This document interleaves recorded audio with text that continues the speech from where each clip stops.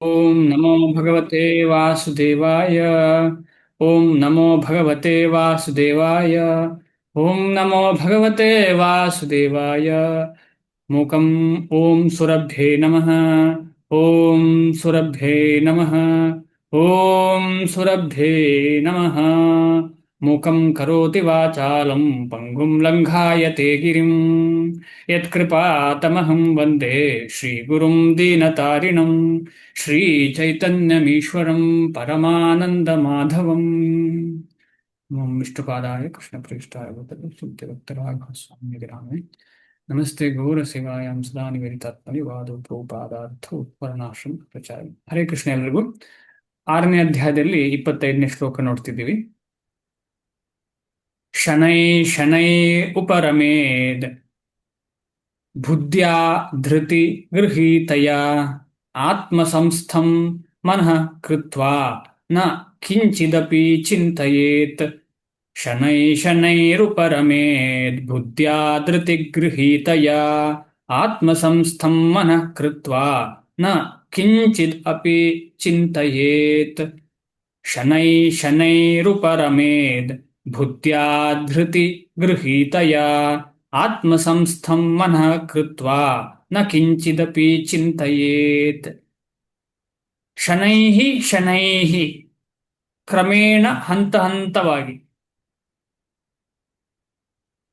ಪರಮೇತ್, ತಡೆಗಟ್ಟಬೇಕು. ಬುದ್ಧ್ಯಾ, ಬುದ್ಧಿಯಿಂದ. ಧೃತಿ ಗೃಹೀತಯ, ದೃಢ ನಿರ್ಧಾರದಿಂದ. ಆತ್ಮಸಂಸ್ಥಂ, ದಿವ್ಯತೆಯಲ್ಲಿ ಇರಿಸಿದ್ದನ್ನಾಗಿ. ಮನಃ, ಮನಸ್ಸನ್ನು. ಕೃತ್ವ, ಮಾಡಿ. ನ ಕಿಂಚಿತ್, ಇಲ್ಲ ಬೇರೆ ಯಾವುದನ್ನು. ಅಪಿ, ಕೂಡ. ಚಿಂತಯೇತ್, ಚಿಂತಿಸಬೇಕು. ಅನುವಾದ ಶ್ರೀಲ ಪ್ರಭುಪಾದರಿಗೆ ಜಯವಾಗಲಿ. ಕ್ರಮ ಕ್ರಮವಾಗಿ, ಹೆಜ್ಜೆ ಹೆಜ್ಜೆಯಾಗಿ, ಸಂಪೂರ್ಣ ಸ್ಥೈರ್ಯವನ್ನು ಆಧಾರ ಮಾಡಿಕೊಂಡು ಬುದ್ಧಿಶಕ್ತಿಯ ಮೂಲಕ ಮನುಷ್ಯನು ಸಮಾಧಿ ಸ್ಥಿತಿಯಲ್ಲಿ ನಿಲ್ಲಬೇಕು. ಹೀಗೆ ಮನಸ್ಸನ್ನು ಊದಿನ ಮಾಡಿದ್ದೆ ಕಾವಲಿಗೆ ಬಾಡೆ ಇದಕ್ಕೆ ಮುಚ್ಚಿಕೊಂಡಿದ್ದು ಆತ್ಮದಲ್ಲಿಯೇ ಸ್ಥಿರನಾಗಿ ನಿಲ್ಲಿಸಬೇಕು. ಬೇರೇನನ್ನು ಕುರಿತು ಯೋಚಿಸಬಾರದು. ಎಂತ ಒಂದು ಅದ್ಭುತ ವಿಚಾರ ಇದು. ನಮಗೆ ಅಗತ್ಯ ಇದು. ಈಗ ನಾವು ಆದ್ರೆ ಇದು ನಮಗೆ ಅಗತ್ಯ, ಆದ್ರೆ ನಾವು ಇದರ ಮೇಲೆ ಡಿಪೆಂಡ್ ಆಗಿರಬಾರ್ದು. ಯಾವುದರ ಮೇಲೆ? ನಮ್ಮ ಸ್ಥೈರ್ಯ, ನಮ್ಮ ಬುದ್ಧಿ ಅಂತ ಹೇಳಿ ಅದನ್ನು ನಾವು ಇಲ್ಲ. ನಮ್ಮ ಸ್ಥೈರ್ಯ ಬುದ್ಧಿ ಎಲ್ಲ ಎಲ್ಲಿಂದ ಬರ್ತದೆ ಅದರ ಮೇಲೆ ನಾವು ಡಿಪೆಂಡ್ ಆಗಿರ್ಬೇಕು. ಅದು ಗುರು ವೈಷ್ಣವ ಮತ್ತು ಭಗವಂತನ ಮೇಲೆ ಸಂಪೂರ್ಣ ಡಿಪೆಂಡೆಂಟ್ ಆಗಿ, ಅವರಿಂದಾಗಿ ನಮಗೆ ಸ್ಥೈರ್ಯ ಸಿಗ್ತಾ ಇದೆ, ಅವರಿಂದಾಗಿ ನನಗೆ ಬುದ್ಧಿಯಲ್ಲಿ ಗಟ್ಟಿ ಬುದ್ಧಿ ನಡಲಿಕ್ಕೆ ಆಗ್ತಾ ಇದೆ, ಡೈಲಿ ಜಪ ಮಾಡ್ಲಿಕ್ಕೆ ಆಗ್ತಿದೆ. ಯಾಕೆ ಕಾರಣ? ಅವರು ನನ್ನ ಪ್ರಯತ್ನ. ಬಟ್ ಪ್ರಯತ್ನಕ್ಕೆ ಯಾವತ್ತೂ ಎಲ್ಲರೂ ಪ್ರಯತ್ನ ಪಡೋರು ತುಂಬಾ ಜನ ಇದ್ದಾರೆ, ರಿಸಲ್ಟ್ ಸಿಗ್ತದೆ ಅಂತ ಹೇಳಿಕ್ಕೆ ಆಗೋದಿಲ್ಲ. ಅದರ ಕಾರಣ ಈ ರೀತಿಯಲ್ಲಿ ನಿಮ್ಗೆಲ್ರಿಗೂ ಕತೆ ಕೂಡ ಗೊತ್ತು, ದಾಮೋದರ ಕತೆ. ನಮ್ಮ ಪ್ರಯತ್ನ ಆಮೇಲೆ ಭಗವಂತನ ಒಂದು ಸಹಕಾರ. ಅವರ ಸಹಕಾರ ಇಲ್ಲದಿದ್ರೆ ಸಾಧ್ಯವೇ ಇಲ್ಲ. ಬರೀ ನಮ್ಮ ಪ್ರಯತ್ನದಿಂದ ಭಗವಂತನ ಆಶೀರ್ವಾದ, ಕರುಣೆ, ಸಹಕಾರ ಇಲ್ಲ ಇದ್ರೆ ಹೇಗೆ ಸಾಧ್ಯ? ಅದು ಮಟೀರಿಯಲ್ ಲೈಫಲ್ಲೇ ಸಾಧ್ಯ ಇಲ್ಲ, ಇನ್ನು ಸ್ಪಿರಿಚುವಲ್ ಲೈಫಲ್ಲಿ ಹೇಗೆ ಸಾಧ್ಯ? ಅದರ ಕಾರಣ ಈ ಶ್ಲೋಕವನ್ನು ಆ ಆಂಗಲ್ ಅಲ್ಲಿ ನೋಡಿದ್ರೆ ನಮಗೆ ಈ ಶ್ಲೋಕ ತುಂಬಾ ಬೆನಿಫಿಟ್. ಯಾಕೆಂತ ಹೇಳಿದ್ರೆ ಸಾಧನೆ ಮಾಡುದು ತುಂಬಾ ಇಂಪಾರ್ಟೆಂಟ್ ಅಂತ ನಮಗೆ ಇದರಲ್ಲಿ ಅರ್ಥ ಆಗತ್ತೆ. ಸಾಧನೆ. ಈಗ ನಮಗೆ ಇಲ್ಲಿಂದ ಬೆಂಗಳೂರಿಂದ ಮಂಗಳೂರಿಗೆ ಹೋಗ್ಬೇಕಿದ್ರೆ ಇಷ್ಟು ದುಡ್ಡು ಬೇಕು ಅಂತ ಇದೆ ಅಲ್ವಾ? ನಮ್ಮ ಕೈಯಲ್ಲಿ ಇಷ್ಟು ದುಡ್ಡು ಬೇಕು, 1,000-2,000 ರೂಪಾಯಿ ಕೈಯಲ್ಲಿ ಇದ್ರೆ ಹೋಗ್ಬೋದು. ಇಲ್ಲ ಅಂದ್ರೆ ಧೈರ್ಯ ಇರಲ್ಲ, ಅಯ್ಯೋ ಏನಾಗತ್ತಪ್ಪ ಅಂತೇಳಿ ಧೈರ್ಯ ಇರಲ್ಲ. ಇಲ್ಲ, ನಮ್ಮ ಹತ್ರ ಏನು ಆತರ ಒಂದು ಧೈರ್ಯ ಬರಬೇಕಿದ್ರೆ ನಮಗೆ ಸಂಪೂರ್ಣ ಭಗವಂತನ ಬಗ್ಗೆ ವಿಶ್ವಾಸ ಬೇಕು. ಕೃಷ್ಣ ಆಮೇಲೆ ಗುರು ನಮ್ಮನ್ನ ಕಾಪಾಡುತ್ತೇನೆ ಅಂತ ಹೇಳೋ ವಿಶ್ವಾಸ ಇದ್ರೆ ಆ ವಿಶ್ವಾಸ ನಮಗೆ ಧೈರ್ಯವನ್ನ, ಸ್ಥೈರ್ಯವನ್ನ ಕೊಡ್ತದೆ. ಅದರಿಂದ ನಾವು ನಮ್ಮ ಸಾಧನೆ ಮುಂದೆ ಹೋಗ್ಲಿಕ್ಕೆ ಹೆಲ್ಪ್ ಆಗುತ್ತೆ. ಅದಕ್ಕೆ ಹೇಳ್ತಾರೆ ಆ ರೀತಿಯ ಒಂದು ಆತ್ಮದ ಸ್ಥೈರ್ಯ ಹೇಗೆ ಬರ್ತದೆ ಅಂತ ಹೇಳಿದ್ರೆ ಭಗವಂತನಿಗೆ ಶರಣಾಗುವುದರಿಂದ ಬರ್ತದೆ. ಇಲ್ಲದಿದ್ರೆ ಅದು ಯಾವುದರ ಸ್ಥೈರ್ಯ ಆಗ್ತದೆ? ಬುದ್ಧಿಯ ಸ್ಥೈರ್ಯ ಆಗುತ್ತೆ. ಬುದ್ಧಿಯ ಸ್ಥೈರ್ಯ ಅಂತ ಹೇಳಿದ್ರೆ ಆ ನಾನು ನನ್ನದು ಅಂತ ಹೇಳಿ ಮನಸ್ಸಿಗೆ ಹೇಳುವಂತಹ ಸ್ಥೈರ್ಯ, ಅದು ಸಂಪೂರ್ಣ ಶರಣಾಗತಿ ಆದಂತಹ ಸ್ಥೈರ್ಯ ಆಗಿರ್ತದೆ ಅಂತ ಹೇಳಲಿಕ್ಕೆ ಸಾಧ್ಯ ಇಲ್ಲ. ಆದ ಕಾರಣ ಆ ಬುದ್ಧಿಯನ್ನ ಸಂಪೂರ್ಣವಾಗಿ ಭಗವಂತನ ಚರಣ ಕಮಲಗಳಿಗೆ ಅರ್ಪಿಸಿದ್ರೆ, ಆಗ ಭಗವಂತ ಆ ಬುದ್ಧಿಯನ್ನ ಕಂಟ್ರೋಲ್ಗೆ ತಗೊಂಡು ಮನಸ್ಸು ಇಂದ್ರಿಯಗಳಿಗೆ ತನ್ನಿಂದ ತಾನಾಗಿ ಕಂಟ್ರೋಲ್ ಬರ್ತದೆ. ಇದನ್ನೇ ನಾವು ಕಳೆದ ಕ್ಲಾಸಲ್ಲಿ ಡಿಸ್ಕಷನ್ ಮಾಡಿದ್ದೇವೆ. ಹೇಗೆ ಅಂಬರೀಷ ಮಹಾರಾಜರು ತನ್ನ ಸಂಪೂರ್ಣ ಸಮಸ್ತ ಇಂದ್ರಿಯಾದಿಗಳನ್ನ ಹೇಗೆ ಭಗವಂತನ ಚರಣಗಳಲ್ಲಿ ಸೇವೆಗೆ ತೊಡಗಿಸಿಕೊಂಡಿದ್ದಾರೆ ಅಂತ ನಾವು ಅದನ್ನು ಚೆನ್ನಾಗಿ ಒಂದು ಶ್ಲೋಕದ ಮುಖಾಂತರ, ಭಾಗವತದ ಒಂದು ಶ್ಲೋಕದ ಮುಖಾಂತರ ಅರ್ಥ ಮಾಡ್ಕೊಂಡಿದ್ದೇವೆ. ಹೇಗೆ ಮನಸ್ಸನ್ನ, ಹೇಗೆ ಮನಸ್ಸು ಅಂದ್ರೆ ಅವನು ಬುದ್ಧಿ ಆಮೇಲೆ ಎಲ್ಲವನ್ನ ಕೊಟ್ಟಿದ್ದಾನೆ ಅಂತ ಅರ್ಥ. ಮನಸ್ಸನ್ನ, ಕೈಯನ್ನ, ಕಾಲನ್ನ, ಮೂಗನ್ನ, ಈ ರೀತಿ ಎಲ್ಲವನ್ನ ಹೇಗೆ ಭಗವಂತನ ಸೇವೆಯಲ್ಲಿ ಉಪಯೋಗಿಸಿದ್ದಾರೆ ಅಂತ ನಮ್ಗೆ ಅರ್ಥ ಆಗತ್ತೆ. ಅದು ಹೇಗೆ ಸಾಧ್ಯ? ಅದು ಹೇಗೆ ಸಾಧ್ಯ ಅಂತ ಹೇಳಿದ್ರೆ ಭಗವಂತನಲ್ಲಿ ಸಂಪೂರ್ಣ ಶ್ರದ್ಧೆ, ವಿಶ್ವಾಸ, ಭಗವಂತನಲ್ಲಿ ಸಂಪೂರ್ಣ ಆ ಅವಲಂಬನೆ, ಭಗವಂತನಲ್ಲಿ ಬೇರೆ ಯಾರಲ್ಲೂ ಅವಲಂಬನೆ ಇಲ್ಲ. ಅದು ಇಂಪಾರ್ಟೆಂಟ್. ಶರಣಾಗತಿ ಅಂದ್ರೆ ಏನು? ಸಂಪೂರ್ಣ ಅವಲಂಬನೆ. ಗೋಪ್ತೃತ್ವೇ ವರ್ಣಂ ತಥಾ ಅಂತ ಹೇಳ್ತಾರೆ. ಗೋಪ್ತೃತ್ವ ಅಂದ್ರೆ ಹೇಗೆ ಗೋಪಿಕಾ ಸ್ತ್ರೀಯರು ಹೇಗೆ ಸಂಪೂರ್ಣವಾಗಿ ಭಗವಂತನನ್ನು ಬಿಟ್ಟು ಬೇರೆ ಯಾರನ್ನೂ ಡಿಪೆಂಡ್ ಆಗಿರ್ಲಿಲ್ಲ, ಅದೇ ರೀತಿಯಲ್ಲಿ ನಾವು ಸಂಪೂರ್ಣವಾಗಿ ಭಗವಂತನನ್ನ ಡಿಪೆಂಡ್ ಆಗಬೇಕು ಅಂತ ಹೇಳಿ ಈ ವಿಚಾರವನ್ನ ನಾವು ಅರ್ಥ ಮಾಡ್ಕೊಳ್ಳೋಣ. ಭಾವಾರ್ಥ: ಸೂಕ್ತವಾದ ದೃಢ ನಂಬಿಕೆ, ಇಲ್ಲಿ ಬರ್ತಾ ಇದೆ ನೋಡಿ, ದೃಢ ನಂಬಿಕೆ ಅಂದ್ರೆ ಶ್ರದ್ಧೆ, ಸೂಕ್ತವಾದ ದೃಢ ನಂಬಿಕೆ ಮತ್ತು ಬುದ್ಧಿಶಕ್ತಿಗಳ ಮೂಲಕ ಮನುಷ್ಯನು ಕ್ರಮವಾಗಿ ಇಂದ್ರಿಯಗಳ ಕಾರ್ಯಗಳನ್ನು ನಿಲ್ಲಿಸಬೇಕು. ಇಂದ್ರಿಯಗಳ ಕಾರ್ಯ ಅಂದ್ರೆ ಇಂದ್ರಿಯ ಹೊರಗೆ ಅಂದ್ರೆ ಭಗವಂತನ ಕಡೆಗೆ ಹೋಗುವುದನ್ನ ಬಿಟ್ಟು ಬೇರೆಲ್ಲೋ ಹೋಗ್ತಾ ಇದೆಯಲ್ಲ, ಅದನ್ನು ನಿಲ್ಲಿಸಲಿಕ್ಕೆ ಪ್ರಯತ್ನ ಪಡಬೇಕು. ಅದೇ ಯಮ ನಿಯಮಗಳು.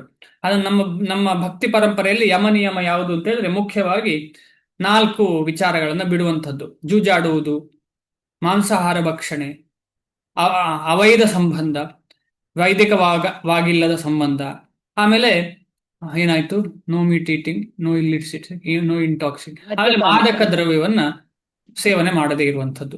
ಇದು ಮುಖ್ಯ. ಇದು ಮುಖ್ಯ.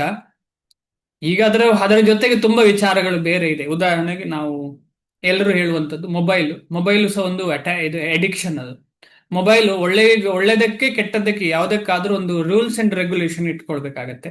ಈಗ ಭಕ್ತಿಯ ಬಗ್ಗೆ ವಿಡಿಯೋ ನೋಡ್ಲಿಕ್ಕೆ ಕೂಡ ಒಂದು ರೂಲ್ಸ್ ಅಂಡ್ ರೆಗ್ಯುಲೇಷನ್ ಇಡಬೇಕಾಗತ್ತೆ. ಯಾವತ್ತು ಇಡುದಲ್ಲ, ಯಾವತ್ತು ಅಂದ್ರೆ 24/7 ಅದನ್ನೇ ಇಟ್ಟುಕೊಂಡು ನೋಡಿ, ಅದ್ರ ನಡುವೆ ಬೇರೆ ಎಲ್ಲ ಬರ್ತಾ ಇರುತ್ತೆ. ಆದ ಕಾರಣ ನಾವು ನೋಡುವಕ್ಕಿಂತ ಕೇಳುವ ಹವ್ಯಾಸವನ್ನ ಮಾಡ್ಲಿಕ್ಕೆ ಜಾಸ್ತಿ ಪ್ರಯತ್ನ ಪಡಬೇಕು. ವಿಡಿಯೋ ನೋಡುದು ಅಂತ ಹೇಳ್ಬಾರ್ದು, ವಿಡಿಯೋ ಅಲ್ಲಿ ಬರುವಂತಹ ಶಬ್ದವನ್ನ ಕೇಳಲಿಕ್ಕೆ ಜಾಸ್ತಿ ಪ್ರಯತ್ನ. ಅದರಲ್ಲಿ ಸ್ಪೆಸಿಫಿಕ್ ಆಗಿ ಏನ್ ಮಾಡ್ಬೋದು ಅಂತ ಹೇಳಿದ್ರೆ, ಅಂತಹ ವಿಡಿಯೋಗಳು ನಾವೇನ್ ಮಾಡ್ಬೋದು ಅಂತ, ವಾಯ್ಸ್ ಅನ್ನು ಮಾತ್ರ ಡೌನ್ಲೋಡ್ ಮಾಡಿ ಕೇಳ್ಬೋದು. ಅದಕ್ಕೆ ಶ್ರೀಲ ಪ್ರಭುಪಾದರದ್ದು ಟೇಪ್ ರೆಕಾರ್ಡರ್ ಸಿಗ್ತದೆ, ತುಂಬಾ ಸುಲಭ. ಆ ಟೇಪ್ ರೆಕಾರ್ಡರ್ ಅಲ್ಲಿ ಯಾವ ಡಿಸ್ಟರ್ಬೆನ್ಸ್ ಏನಿಲ್ಲ, ಅದನ್ನ ಹಾಕಿದ್ರೆ ನಮಗೆ ಕೇಳುತ್ತೆ.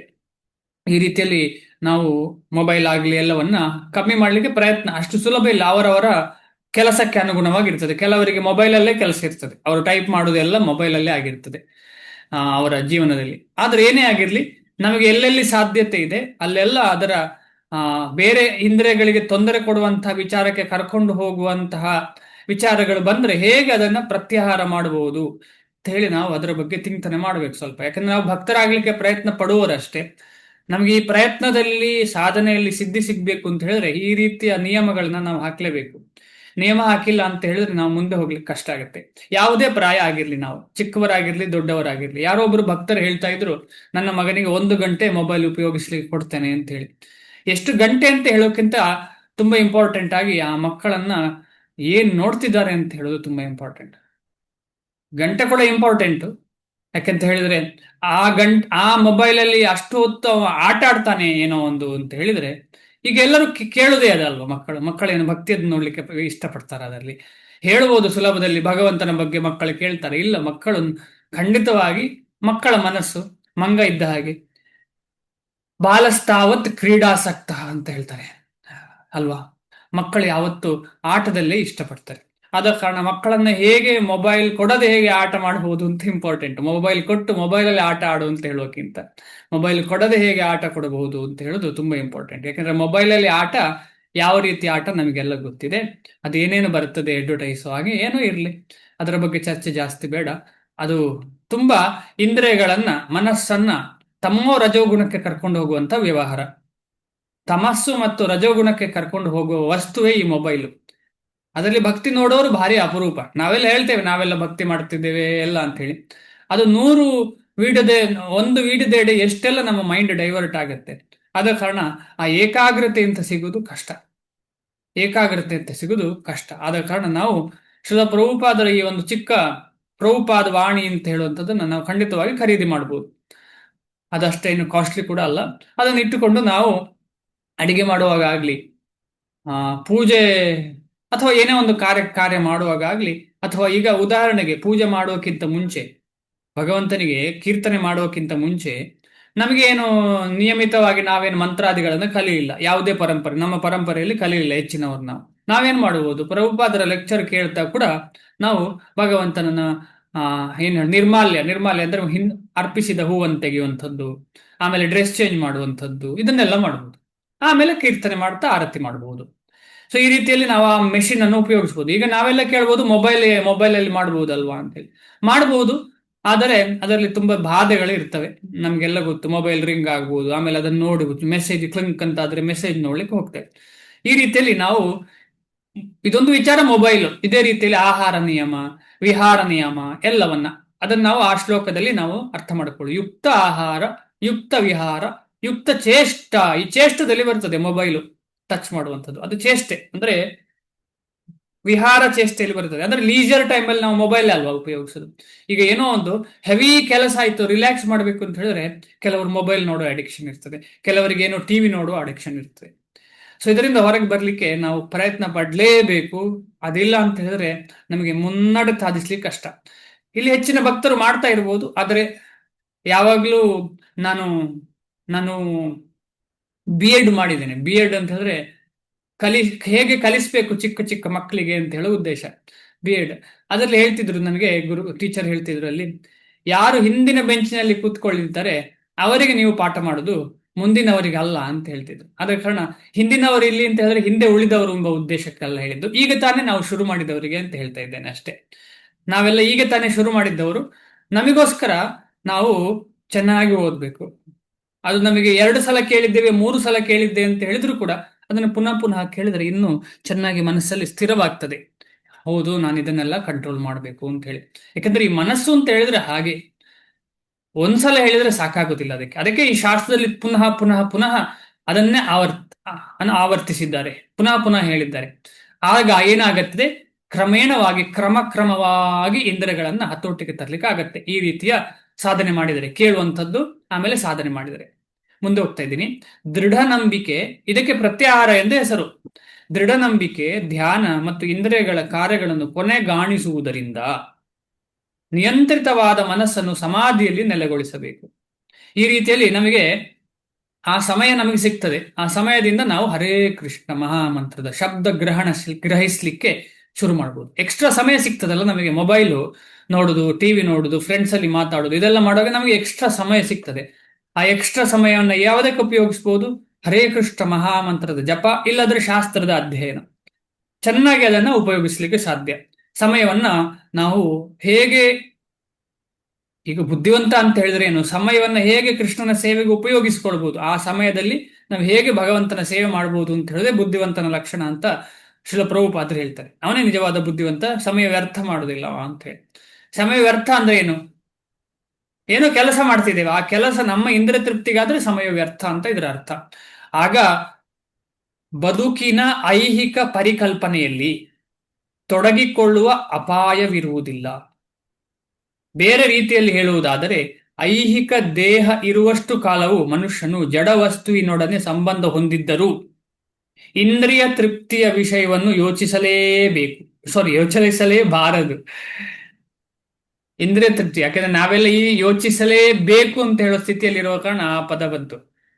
ಯೋಚಿಸಲೇಬೇಕು ಆಗಿದೆ ಯಾವುದು? ಇಂದ್ರಿಯ ತೃಪ್ತಿಯ ಬಗ್ಗೆ. ಯಾಕೆಂತ ಹೇಳಿದ್ರೆ ಈ ನಮಗೆ ಕೃಷ್ಣ ನಮ್ಮ ಎಲ್ಲ ನಮಗೆ ಬೇಕಾದ ಅವಶ್ಯಕತೆಗಳನ್ನ ಕೃಷ್ಣನೇ ಈಡೇರಿಸುವುದು, ಕೃಷ್ಣನೇ ಭೋಕ್ತೃ ಅಂತ ಹೇಳುವಂತ 100% ಶ್ಯೂರಿಟಿ ನಮಗಿಲ್ಲ. ನಾನೇ ಎಂಜಾಯರ್ ಅಂತ ಹೇಳುವ ಮನಸ್ಥಿತಿ ಇರುವ ಕಾರಣ ನಾವು ಇಂದ್ರಿಯ ತೃಪ್ತಿಯ ಬಗ್ಗೆ ಜಾಸ್ತಿ ಜಾಸ್ತಿ ಚಿಂತನೆ ಮಾಡ್ತೇವೆ. ಅದಕ್ಕೋಸ್ಕರ ಮುಂಚೆ ಕೂಡ ನಾವು ಡಿಸ್ಕಷನ್ ಮಾಡಿದ್ದೇವೆ ಹಿಂದಿನ ಕ್ಲಾಸ್ಗಳಲ್ಲಿ ಕೂಡ. ಅದಕ್ಕೋಸ್ಕರ ಭಕ್ತಿ ವಿನೋದ್ ಠಾಕೂರ್ ಹೇಳ್ತಾರೆ, ಎಲ್ಲಿವರೆಗೆ ನಮಗೆ ಈ ದೇಹ ಇದೆ, ದೇಹದ ಜೊತೆ ಇರುವಂತಹ ಬೇರೆ ವಿಷಯ ವಸ್ತುಗಳ ಜೊತೆ ಸಂಬಂಧ ಇದೆ, ಆಮೇಲೆ ಅದು ಮಾತ್ರ ಅಲ್ಲ, ಅದನ್ನ ಎಂಜಾಯ್ ಮಾಡುವಂತ, ಅದನ್ನ ತೃಪ್ತಿ ಮಾಡುವಂತ, ಅದರ ಆಸೆ ನಮಗೆ ಯಾವತ್ತು ತನಕ ಇದೆ, ಅಲ್ಲಿ ತನಕ ನಾವೊಂದು ಕಟ್ಟುನಿಟ್ಟಾದ ವರ್ಣಾಶ್ರಮ ಪದ್ಧತಿಯನ್ನ ಅನುಸರಿಸಬೇಕು. ಯಾಕಂತ ಹೇಳಿದ್ರೆ ಆ ವರ್ಣಾಶ್ರಮ ಪದ್ಧತಿಯನ್ನು ಆ ರೀತಿಯಲ್ಲಿ ಅನುಕರಿಸಿ ಅಂದ್ರೆ ಫಾಲೋ ಮಾಡಿದ್ರೆ ನಮಗೆ ಶುದ್ಧ ಭಕ್ತಿಯಲ್ಲಿ ಸುಲಭವಾಗಿ ನಮ್ಮನ್ನು ನಾವು ಸ್ಥಾಪಿಸ್ಲಿಕ್ಕೆ ಸಾಧ್ಯ ಅಂತ ಹೇಳಿ ಭಕ್ತಿ ವಿನೋದ್ ಠಾಕೂರ್ ಹೇಳ್ತಾರೆ. ಅಲ್ಲಿ ತನಕ ಮಾಡ್ಲೇಬೇಕು ನಾವು. ಅದು ವರ್ಣಾಶ್ರಮ ಎಲ್ಲ ಅಗತ್ಯ ಇಲ್ಲ, ನಾವು ಜಪ ಮಾಡಿದ್ರೆ ಸಾಕು ಅಂತ ಹೇಳುದಲ್ಲ. ಅದಕ್ಕೋಸ್ಕರವೇ ಎಷ್ಟೋ ಆಚಾರ್ಯರು ಎಲ್ಲರೂ ಕೂಡ ವರ್ಣಾಶ್ರಮವನ್ನ ಚೆನ್ನಾಗಿ ಅಭ್ಯಾಸ ಮಾಡಿ ಅದು ನಮ್ಮ ಜೀವನದಲ್ಲಿ ಅತಿ ಅಗತ್ಯ ಅಂತ ಹೇಳಿ ತೋರಿಸಿಕೊಟ್ಟಿದ್ದಾರೆ. ಮುಂದೆ ಹೋಗ್ತೀನಿ. ವರ್ಣಾಶ್ರಮದ ವಿಚಾರ ತುಂಬಾ ಇದೆ ಮಾತಾಡಕ್ಕೆ, ಆದರೆ ಈ ಫ್ಲೋದಲ್ಲಿ ಮುಂದೆ ಹೋಗೋಣ. ಬೇರೆ ರೀತಿಯಲ್ಲಿ ಹೇಳುವುದಾದರೆ ಅದಾಯ್ತು, ಪರಮಾತ್ಮನ ಆನಂದವನ್ನು ಬಿಟ್ಟು, ಭಗವಂತನ ಆನಂದನವನ್ನು ಬಿಟ್ಟು ಬೇರೆ ಯಾವುದೇ ಸಂತೋಷವನ್ನು ಕುರಿತು ಯೋಚಿಸಬಾರದು. ನಮ್ಗೆ ಹೇಗೆ ಗೊತ್ತು ಪರಮಾತ್ಮನಿಗೆ ಯಾವ ಕಾರ್ಯ ಆನಂದ ಸಿಗ್ತದೆ ಅಂತ ಹೇಳಿ? ಯಾರಾದ್ರೂ ಹೇಳ್ಬೋದಾ? ಪರಮಾತ್ಮನಿಗೆ ನಾವು ಮಾಡುವ ಯಾವ ಕೆಲಸ ಆನಂದವನ್ನು ಕೊಡುತ್ತದೆ ಅಂತ ಹೇಗೆ ಹೇಳ್ಬೋದು?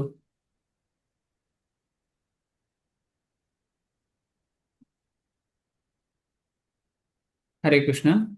ಭಗವಂತನಿಗೆ ನಾವು ಮಾಡುವ ಕೆಲಸ, ಭಕ್ತಿ ಸೇವೆ ತೃಪ್ತಿ ಕೊಡ್ತಾ ಇದೆ, ಖುಷಿ ಕೊಡ್ತಾ ಇದೆ ಅಂತ ಹೇಗೆ ನಮಗೆ ಗೊತ್ತಾಗ್ತದೆ? ಗುರುವನ್ನು ಸಂತೋಷ ಪಡಿಸಿದ್ರೆ ಭಗವಂತನ ಎಸ್, ಗುರುವಿಗೆ ಸಂತೋಷ ಆದ್ರೆ ಭಗವಂತನಿಗೆ ಸಂತೋಷ ಆಗತ್ತೆ. ಅದು ನೇರವಾಗಿ ಕರೆಕ್ಟ್. ಬೇರೆ ಇನ್ನೊಂದು ಯಾವ್ದಾದ್ರು ಉತ್ತರ ಇದೆಯಾ? ಇನ್ನೇನಾದ್ರೂ ಇದೆಯಾ?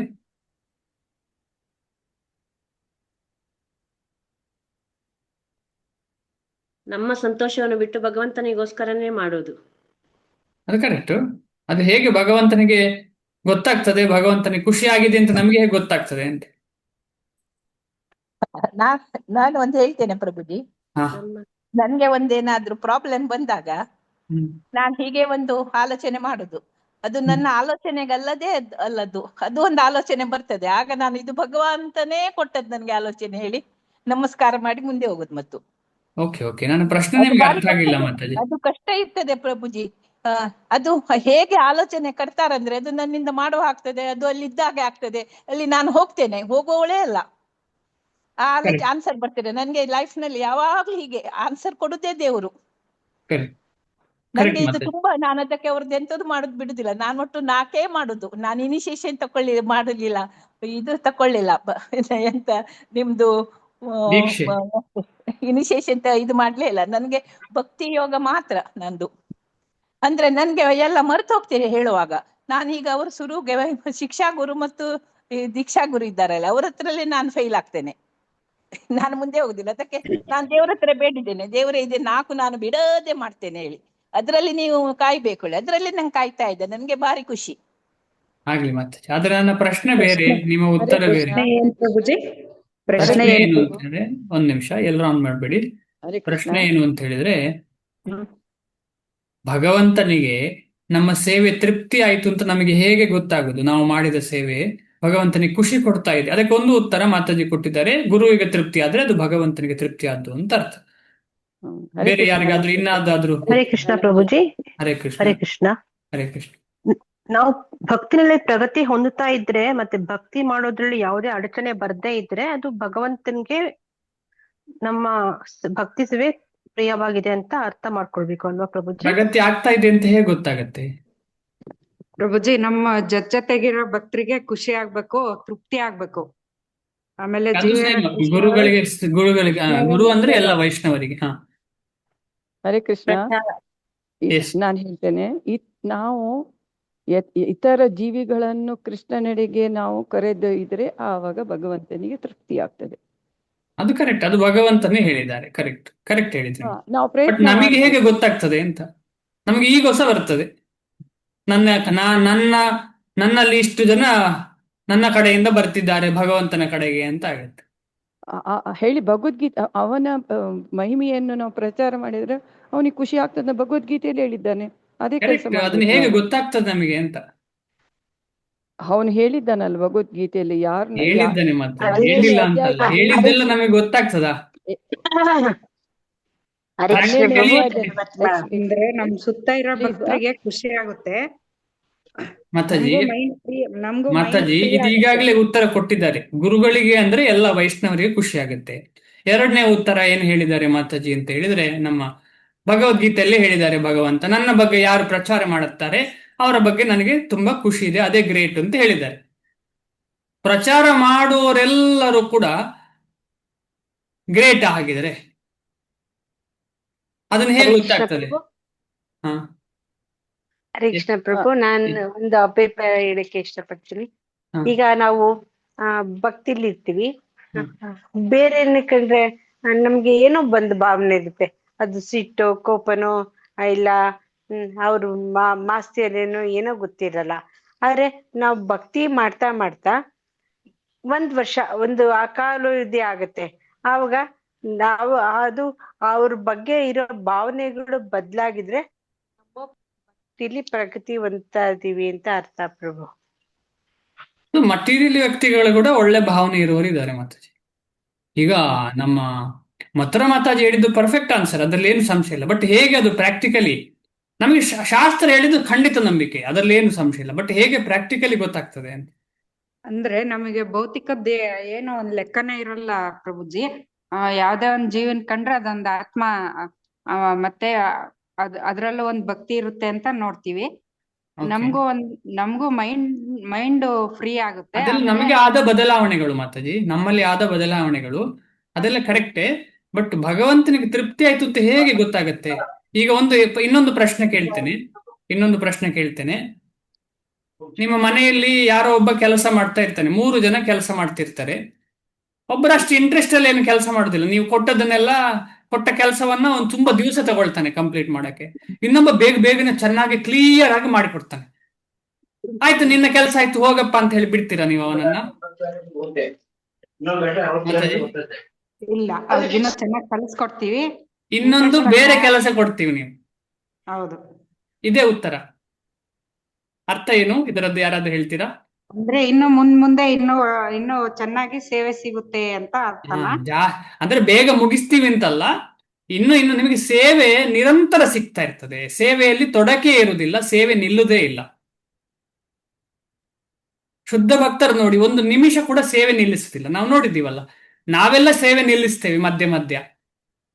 ಆದ್ರೆ ಶುದ್ಧ ಭಕ್ತರು ನೋಡಿ, ನಮ್ಮ ಆಚಾರ್ಯರು ಎಲ್ಲರೂ, ನಮ್ಮ ಗುರು ಮಹಾರಾಜರಾಗಿರ್ಲಿ ಎಲ್ಲರೂ ಕೂಡ ನೋಡಿದರೆ, ಅಥವಾ ಯಾರು ದೊಡ್ಡ ವೈಷ್ಣವರಿರ್ಲಿ, ಎಲ್ಲರೂ ನೋಡಿದ್ರೆ ಅವರು ಕಂಟಿನ್ಯೂಸ್ ಸೇವೆ ಮಾಡ್ತಾರೆ ಅಂತ ಹೇಳಿದ್ರೆ ಆ ಕಾನ್ಶಿಯಸ್ನೆಸ್ ಅಲ್ಲಿ ಸೇವೆ ಮಾಡ್ತಾರೆ. ಸುಮ್ಮನೆ ಆ ಕಡೆ ಈ ಕಡೆ ಮಾತಾಡೋದಿಲ್ಲ. ಈಗ ನಾವೆಲ್ಲ ಬೇರೆ ಏನೋ ಚರ್ಚೆ ಮಾಡ್ತೇವೆ, ಭಕ್ತಿಯಲ್ಲಿ ಇದ್ರು ಕೂಡ ಅವರ ಆ ಡಿವೋಟಿ ಬಗ್ಗೆ ಈ ಡಿವೋಟಿ ಬಗ್ಗೆ ಏನೇನೋ ಮಾತಾಡ್ತಿರ್ತೇವೆ. ಆದ್ರೆ ಅಂತ ಶುದ್ಧ ಭಕ್ತರು ಕೃಷ್ಣ ಮತ್ತು ಕೃಷ್ಣನನ್ನ ಎಲ್ಲರಿಗೂ ಕೊಡೋದು ಬಿಟ್ಟು ಬೇರೆ ಎಂಥದ್ದು ಕೂಡ ಮಾತಾಡ್ಬೇಕು, ಅನಗತ್ಯ ಏನು ಮಾತಾಡುದಿಲ್ಲ. ಸೊ ಆ ತರ ಕಂಡೀಷನ್, ಆ ಲೆವೆಲ್ಗೆ ನಾವು ತಲುಪಬೇಕು ಅಂತ ಹೇಳಿದ್ರೆ ನಾವು ಎಷ್ಟು ಯೋಚನೆ ಮಾಡಬೇಕು, ನಾವು ಹೇಗೆ ನಮ್ಮ ಬದಲಾವಣೆ ಆಗ್ಬೇಕು ಅಂತ ಹೇಳುದನ್ನ ಈ ಸಂಪೂರ್ಣ ಶ್ಲೋಕಗಳು ಎಕ್ಸ್ಪ್ಲೇನ್ ಮಾಡ್ತಾ ಇದೆ. ಮುಂದೆ ಹೋಗ್ತೀನಿ. ಈ ರೀತಿಯಲ್ಲಿ ಪರಮಾತ್ಮನ ಆನಂದ ಅಂತ ಹೇಳಿದ್ರೆ ನಮಗೆ ಆಗಾಗ ಜಾಸ್ತಿ ಭಗವಂತನ ಸಂಘ ಅಂದ್ರೆ ಭಕ್ತರ ಸಂಘ, ಭಕ್ತರ ಸೇವೆ, ಆಮೇಲೆ ಈ ರೀತಿಯ ವಾಣಿ ಸೇವೆ ಸಿಗ್ತದೆ. ನೇರವಾಗಿ ಕೃಷ್ಣ ಪ್ರಜ್ಞೆಯನ್ನು ಅಭ್ಯಾಸ ಮಾಡುವುದರಿಂದ ಸುಲಭವಾಗಿ ಈ ಸ್ಥಿತಿಯನ್ನ ಮುಟ್ಟಬಹುದು.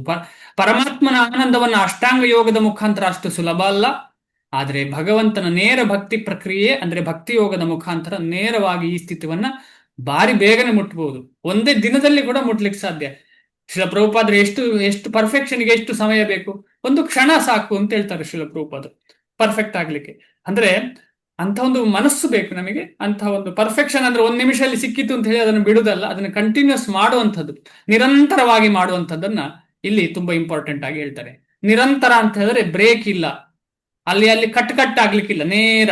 ಹೇಗೆ ತೈಲ ಧಾರೆ ನಾವು ಹಾಕುವಾಗ ತೈಲ ಹೇಗೆ ಬೀಳ್ತದೆ, ಅದೇ ರೀತಿಯಲ್ಲಿ ನೇರವಾಗಿ ಈ ರೀತಿಯಲ್ಲಿ ನಾವು ಈ ಶ್ಲೋಕವನ್ನ ಅರ್ಥ ಮಾಡ್ಕೊಳ್ಬಹುದು. ಈ ಶ್ಲೋಕದಲ್ಲಿ ತುಂಬಾ ಇಂಪಾರ್ಟೆಂಟ್ ಅಂತ ಏನು ಅಂತ ಹೇಳಿದ್ರೆ, ನಾವು ಭಗವಂತನ ಭಕ್ತಿ ಹೇಗೆ ನಮಗೆ ಸಿಗ್ತದೆ ಅಂತ ಹೇಳಿದ್ರೆ, ನಾವು ಭಕ್ತಿಯಲ್ಲಿ ಉನ್ಮುಖರಾಗಬೇಕು. ಆಮೇಲೆ ಉನ್ಮುಖರಾಗಿ ಆ ಭಕ್ತಿ ಮಾಡೋದು ಅಂದ್ರೆ ಭಕ್ತಿ ಸೇವೆ ಮಾಡುವಾಗ ಭಗವಂತ ಹೇಗೆ ರೆಸಿಪ್ರಿಕೇಟ್ ಮಾಡ್ತಾರೆ ಅಂತ ಹೇಳಿದ್ರೆ, ನಮ್ಗೆ ಇನ್ನು ಜಾಸ್ತಿ ಭಕ್ತಿ ಮಾಡುವುದು ಅಥವಾ ಭಕ್ತಿ ಸೇವೆ ಮಾಡ್ಲಿಕ್ಕೆ ಪ್ರೇರೇಪಣೆ ಆಮೇಲೆ ಭಕ್ತಿ ಸೇವೆ ಪ್ರಾಕ್ಟಿಕಲಿ ಸಿಗುವ ಹಾಗೆ ಮಾಡ್ತಾರೆ. ಪ್ರಾಕ್ಟಿಕಲಿ ಸ್ವಲ್ಪ ಒಂದಲ್ಲ ಒಂದು ಸೇವೆ ಸಿಗ್ತಾ ಹೋಗ್ತದೆ. ಎಸ್, ಏನು ಅದು ಕೇಳ್ತಿದ್ದೀರಾ? ನನ್ಗೆ ನೀವ್ ಹೇಳಿದ್ರಿ ನನ್ಗೆ ಒಂದ್ ಸ್ವಲ್ಪ ಅದು ನೆಟ್ವರ್ಕ್ ಹೋಗಿತ್ತು. ಭಗವಂತನಿಗೆ ಹೆಂಗೆ ಖುಷಿ ಆಗುತ್ತೆ ಅನ್ನೋದು ಹೆಂಗೆ ಗೊತ್ತಾಗುತ್ತೆ ಅನ್ನೋದು ನನ್ಗೆ ಅರ್ಥ ಆಗ್ಲಿಲ್ಲ ಪ್ರಭು. ಯಾರಾದ್ರೂ ಹೇಳ್ತೀರಾ? ಈಗ ಈಗ ಹೇಳಿದ್ದನ್ನ ರಿಪೀಟ್ ಮಾಡ್ತೀರಾ? ಯಾರಾದ್ರೂ ಪ್ರಯತ್ನ ಪಡಿ. ನಮಗೆ ಇನ್ನು ಸೇವೆ ಮಾಡೋ ಯೋಗ ಸಿಗ್ತಾ ಇದೆ ಅಂತ ಹೇಳಿದ್ರೆ ಭಗವಂತನಿಗೆ ಖುಷಿಯಾಗಿದೆ ಅಂತ ಅರ್ಥ. ಕೇಳಿಸ್ಕೊಂಡ್ರ ಮಾತಾಜಿ? ಹೌದು ಪ್ರಭು, ಕೇಳಿಸ್ಕೊಂಡೆ. ತುಂಬಾ ಧನ್ಯವಾದ ಪ್ರಭು. ಧನ್ಯವಾದ ಮಾತಾಜಿ. ಹರೇ ಕೃಷ್ಣ. ಸೇವೆ ನಮಗೆ ಎಲ್ರಿಗೂ ಸಿಕ್ಕಿದೆ ಆಕ್ಚುಲಿ. ಅದರಲ್ಲಿ ಆ ಸೇವೆ ಎಲ್ರಿಗೂ ಸಿಕ್ಕಿದೆ. ಸೇವೆ ಸಿಕ್ಕದಲ್ಲಿ ಏನು ಸಂಶಯ ಇಲ್ಲ. ಆದ್ರೆ ಆ ಸೇವೆಯಲ್ಲಿ ತೊಡಗ್ತಾ ಇದ್ದೇವೆ ಅಂತ ಹೇಳಿದ್ರೆ ಅದರ ಅರ್ಥ. ಈಗ ಜಪ ನಮಗೆಲ್ಲರೂ ಸಿಕ್ಕಿದೆ, ಅದು ಸೇವೆ. ಆದ್ರೆ ಜಪದಲ್ಲಿ ನಾವು ನಿಜವಾಗಿ ತೊಡಗಿದ್ದೇವಾ ಅಂತ ಹೇಳೋದು ಇಂಪಾರ್ಟೆಂಟ್. ನಮ್ಮಲ್ಲಿ ಎಷ್ಟು ಜನ, ನಾವೆಲ್ಲರೂ ಒಂದಲ್ಲ ಒಂದು ದಿನ ತಪ್ಪು ಮಾಡೇ ಮಾಡ್ತಿದೀವಿ. ನಾವು ಒಂದು 4 ದಿನ ಕರೆಕ್ಟ್ ಆಗಿ ಮಾಡ್ತೀವಿ, 5ನೇ ದಿನ ಏನೋ ಒಂದು ನಡೀತಾ ಯಾರೆಲ್ಲ ಮಾತಾಡ್ತಾ ಜಪ ಮಾಡ್ತೀವಿ. ಈ ರೀತಿಯಲ್ಲೆಲ್ಲ ಮಾಡ್ತೇವೆ ನಾವು. ಸೊ ಲಾಸ್ಟ್ ಕ್ಲಾಸ್ ನಾವು ಡಿಸ್ಕಷನ್ ಮಾಡಿದ್ದೇವೆ. ನಾವು 16 ಮಾಲೆ ಮಾಡೋದು ಅಥವಾ 8 ಮಾಲೆ ಮಾಡೋದು ಅಂತ ನಾವು ನಿರ್ದಿಷ್ಟವಾಗಿ ಒಂದು ಡಿಸಿಷನ್ ತಗೊಂಡು ಮಾಡ್ಲಿಕ್ಕೆ ಶುರು ಮಾಡಿದ್ಮೇಲೆ ಆ 16 ಜಪ ಮಾಡುವಾಗ ಅದರ ಎಡೆಯಲ್ಲಿ ಮಾತಾಡ್ಲೇಬಾರದು. ಯಾಕೆಂದ್ರೆ ಮಾತಾಡಿ ಕಂಪ್ಲೀಟ್ 16 ಮಾಡಿ ಇನ್ನು 17, 18 ಮಾಡಿ ಕೂಡ ವಿಷಯ ಸೇಮ್, ಕನ್ಫ್ಯೂಷನ್ ಆಗ್ತಾ ಹೋಗ್ತದೆ. ಇದು ಯಾರಿಗೆ ಸ್ವಲ್ಪ ಮುಂದೆ ಬರ್ಲಿಕ್ಕೆ ಇಚ್ಛೆ ಇರುವವರು, ಮುಂದೆ ಬರುವವರು ಪರವಾಗಿಲ್ಲ ಅಂತ ಹೇಳಿದ್ರೆ ಅವ್ರಿಗೂ ಎಫೆಕ್ಟ್ ಇದೆ, ಜಪದ ಎಫೆಕ್ಟ್ ಖಂಡಿತ ಇದೆ. ಆದ್ರೆ ಸೀರಿಯಸ್ನೆಸ್ ಬೇಕಲ್ಲ. ಈ ಕೃಷ್ಣ ಕಾನ್ಶಿಯಸ್ನೆಸ್ ಅಂತ ಹೇಳಿದ್ರೆ ಭಕ್ತಿ ಯೋಗ ಅಂತ ಹೇಳಿದ್ರೆ ಟೈಮ್ ಪಾಸ್ ಅಲ್ಲ. ಇದು ತುಂಬಾ ಇಂಪಾರ್ಟೆಂಟ್. ಯಾಕಂತ ಹೇಳಿದ್ರೆ ಪುನಃ ಜನನ ಮರಣ ಈ ಒಂದು ಚಕ್ರಕ್ಕೆ ಬರದೇ ಇರುವಂತಹ ಒಂದು ವ್ಯವಸ್ಥೆ ಇದೆ. ಅಂತ ವ್ಯವಸ್ಥೆ ನಮಗೆ ಆಚಾರ್ಯರು ಕೊಟ್ಟಿದ್ದಾರೆ. ಅದಷ್ಟು ಸುಲಭವಾಗಿ ಸಿಗುವ ವ್ಯವಸ್ಥೆ ಅಲ್ಲ. ನಮಗೆ ಸಿಕ್ಕಿದೆ ಅಂತ ಹೇಳಿ ಸುಮ್ಮನೆ ಅದನ್ನ ಇಗ್ನೋರ್ ಮಾಡಬಾರ್ದು. ಅಯ್ಯೋ ಇಸ್ಕಾನ್ ಅವರು, ಅಯ್ಯೋ ಅವರು ಇವರು ಅಂತೆಲ್ಲ ಹೇಳೋದು ನಮ್ಮ ಸಾಧಾರಣ. ಈಗ ನಾವೇ ಇಸ್ಕಾನ್ ಆಗುದಿಲ್ಲ, ನಾವು ಹೇಳ್ತೇವೆ ಅದು ಇಸ್ಕಾನ್ ಅಂತ. ನಾವು ದೀಕ್ಷೆ ಪಡೆದ ಮೇಲೆ ಕೂಡ ನಾವು ಹೇಳ್ತೇವೆ ಎಷ್ಟೋ ಕಡೆ ಅದು ನಮ್ಮದು ಅಂತ ನಮಗೆ ಇರುವುದಿಲ್ಲ. ಇಸ್ಕಾನ್ ಅವರು ಹಾಗೆ ಅಂತ ಇಲ್ಲ, ನಾವು ಹಾಗೆ ಅಂತ ಹೇಳ್ಬೇಕು, ನಾವು ಹೀಗೆ ಅಂತ ಹೇಳ್ಬೇಕು. ಯಾಕೆ ಇಸ್ಕಾನ್ ಅಂತ ಹೇಳಿದ್ರೆ ಒಂದು ಆರ್ಗನೈಸೇಷನ್ ಅಲ್ಲ. ಇಸ್ಕಾನ್ ಅಂತ ಹೇಳುವ ಪದದ ಅರ್ಥ ಆರ್ಗನೈಸೇಷನ್ ಅಲ್ಲ. ಅದರ ಅರ್ಥ ನಿಜವಾಗಿ ಏನು ಅಂತ ಹೇಳಿದ್ರೆ ಅಂತಾರಾಷ್ಟ್ರೀಯ ಕೃಷ್ಣ ಪ್ರಜ್ಞೆ. ಅಲ್ಲಿ ಸಂಪೂರ್ಣವಾಗಿ ಇದರಲ್ಲಿ ಏನ್ ತಗೊಳ್ಬೇಕು ಅಂತ ಹೇಳಿದ್ರೆ ಯಾರು ಕೃಷ್ಣ ಪ್ರಜ್ಞೆ ಬೆಳೆಸಲಿಕ್ಕೆ ಪ್ರಯತ್ನ ಪಡ್ತಿದ್ದಾರೆ ಅವರೆಲ್ಲರೂ ಖಂಡಿತವಾಗಿ ಈ ಅಂತಾರಾಷ್ಟ್ರದಲ್ಲೇ ಇರುವುದು. ನಾವೆಲ್ಲಿ ಈ ಭೂಗೋಳದಿಂದ ಹೊರಗಿದ್ದೇವಾ? ಇಲ್ಲ, ನಾವಿರುವುದು ಈ ಭೂಗೋಳದಲ್ಲಿ. ನಾವು ಕೃಷ್ಣ ಪ್ರಜ್ಞೆ ಮಾಡ್ಲಿಕ್ಕೆ ಪ್ರಯತ್ನ ಅಂದ್ರೆ ನಾವು ಯಾರು? ಅಂತಾರಾಷ್ಟ್ರೀಯ ಕೃಷ್ಣ ಭಾವನಾಮೃತ ಸಂಘದಲ್ಲಿ ಇದ್ದೇವೆ ನಾವು. ಇದರಲ್ಲಿ ಏನಾದ್ರೂ ತೊಡಕುಂಟಾ? ಸರ್ಟಿಫಿಕೇಟ್ ಕೊಡ್ಬೇಕಾ ಯಾರಾದ್ರೂ? ಇಲ್ಲ ಅಲ್ವಾ? ಸಿಂಪಲ್ ಇದು. ಅದ್ರಲ್ಲಿ ನಾವೇನ್ ನಾಚಿಕೆ ಪಡಬಾರದು, ಖಂಡಿತವಾಗಿ ನಾಚಿಕೆ ಪಡಬಾರದು. ಈ ರೀತಿಯಲ್ಲಿ ನಾವು ಮನಸ್ಸನ್ನು ಹೇಗೆ ಕಂಟ್ರೋಲ್ ಮಾಡಬೇಕು ಅಂತ ಹೇಳಿ ಮುಂದೆ ಹೋಗೋಣ, ಅರ್ಥ ಆಗತ್ತೆ. ಯಥೋ ನಿಶ್ಚಲತಿ. ಇದು ಜಪ ಮಾಡುವುದು ತುಂಬಾ ಇಂಪಾರ್ಟೆಂಟ್ ಆಗಿ ನಾವು ಈ ಶ್ಲೋಕವನ್ನ ಪ್ರಯತ್ನ ಪಡಬೇಕು. ಯಥೋ ನಿಶ್ಚಲತಿ ಮನಶ್ಚಂಚಲಂ ಅಸ್ಥಿರಂ ತತೋ ನಿಯಮ್ಯೇತದ್ ಆತ್ಮನ್ನೇವ ವಶಂ ನಯೇತ್. ಅಸ್ಥಿರವಾದ ಚಂಚಲವಾದ ಮನಸ್ಸು ಪುನಃ ಅಲ್ಲಿ ಇಲ್ಲಿ ಹೋಗುವುದನ್ನ ಗಟ್ಟಿಯಾಗಿ ಹಿಡಿದು ತಂದು ವಾಪಸ್ ಜಪದ ಶಬ್ದದಲ್ಲೇ ನಿಲ್ಲಬೇಕು. ಈ ರೀತಿಯ ನಿಯಮವನ್ನ ಪಾಲನೆ ಮಾಡಬೇಕು. ಆ ರೀತಿಯಲ್ಲಿ ನಮ್ಮ ಮನಸ್ಸನ್ನ ವಶ ಮಾಡಿ ಆತ್ಮನಲ್ಲೇ ಆ ಮನಸ್ಸನ್ನ ನೆಲೆಸುವ ಹಾಗೆ ಮಾಡಬೇಕು ಅಂತ ಈ ಶ್ಲೋಕ ಹೇಳ್ತಾ ಇದೆ. ಅನುವಾದ. ಜಯ ಶ್ರೀ ಪ್ರಭುಪಾದ. ಮನಸ್ಸು ತನ್ನ ಚಂಚಲವಾದ ಮತ್ತು ಅಸ್ಥಿರವಾದ ಸ್ವಭಾವದ ದೆಸೆಯಿಂದ, ಮನಸ್ಸಿನ ನಿಜವಾದ ಸ್ವಭಾವ ಏನು ಅಂತ ಹೇಳಿದ್ರೆ ಚಂಚಲತೆ ಮತ್ತು ಅಸ್ಥಿರತೆ. ಮನಸ್ಸಿನ ನಿಜವಾದ ಸ್ವಭಾವ ಯಾವುದು? ಚಂಚಲತೆ, ಅಸ್ಥಿರತೆ. ಚಂಚಲತೆ, ಅಸ್ಥಿರತೆ ತುಂಬಾ ಇಂಪಾರ್ಟೆಂಟ್ ಅರ್ಥ ಮಾಡೋದು. ಅದಕ್ಕೆ ನಾವೆಲ್ಲ ಗೊತ್ತು ನಮಗೆ ಹೇಗೆ ಮನಸ್ಸನ್ನ ಮಂಗದ ಜೊತೆ ಅಥವಾ ಚಿಕ್ಕ ಮಗುವಿನ ಜೊತೆ ಕಂಪೇರ್ ಮಾಡಿದ್ದಾರೆ. ನಿಂತಲ್ಲಿ ನಿಲ್ಲುವುದಿಲ್ಲ ಮನಸ್ಸು ಅಂತ ಹೇಳಿ. ಅದಕ್ಕೆ ಸ್ಥಿರತೆ ಇಲ್ಲ ಮನಸ್ಸಿಗೆ, ಒಂದು ಕಡೆ ನಿಲ್ಲುವುದಿಲ್ಲ, ಅದು ಸ್ಥಿರವಾಗುವುದಿಲ್ಲ. ಅಂತಹ ಸ್ವಭಾವದಿಂದ ಯಾವಾಗ ನಿನ್ನೆಯದ್ದ ಆ ಸ್ವಭಾವ, ಜನ್ಮಾಂತರದಿಂದ ಇರುವಂತ ಈ ಸ್ವಭಾವ ಈ ಮನಸ್ಸಿಗೆ, ಅದು ಎಲ್ಲೆಲ್ಲೋ ಹೋಗತ್ತೆ ದೆಸೆಯಿಂದ. ಎಲ್ಲೆಲ್ಲೇ ಅಲೆದಾಡಲಿ ಮನುಷ್ಯನ ಅದನ್ನು ಹಿಂದಕ್ಕೆ ಸೆಳೆದು, ಅಂದ್ರೆ ಆ ಮನಸ್ಸು ಎಲ್ಲೆಲ್ಲಿ ಹೋಗಿದೆ ಅಲ್ಲಿಂದ ಹಿಂದಕ್ಕೆ ತೆಳೆದು ಆತ್ಮದ ನಿಯಂತ್ರಣಕ್ಕೆ ಒಳಪಡಿಸಬೇಕು. ಅಂದ್ರೆ ಫಾಲ್ಸ್ ಈಗೋದ ಕಂಟ್ರೋಲ್ ಅಲ್ಲಿ ಇರಬಾರ್ದು, ಟ್ರೂ ಈಗೋದ ಕಂಟ್ರೋಲ್ ಅಲ್ಲಿ ಇರಬೇಕು. ಟ್ರೂ ಈಗೋ, ನಿಜವಾದ ನಾನು ಅಂತ ಹೇಳುದು ಯಾರು, ನಾನು ಭಗವಂತನ ದಾಸ ಅಂತ ಹೇಳುವುದರ ಕಂಟ್ರೋಲ್ ಇರಬೇಕು.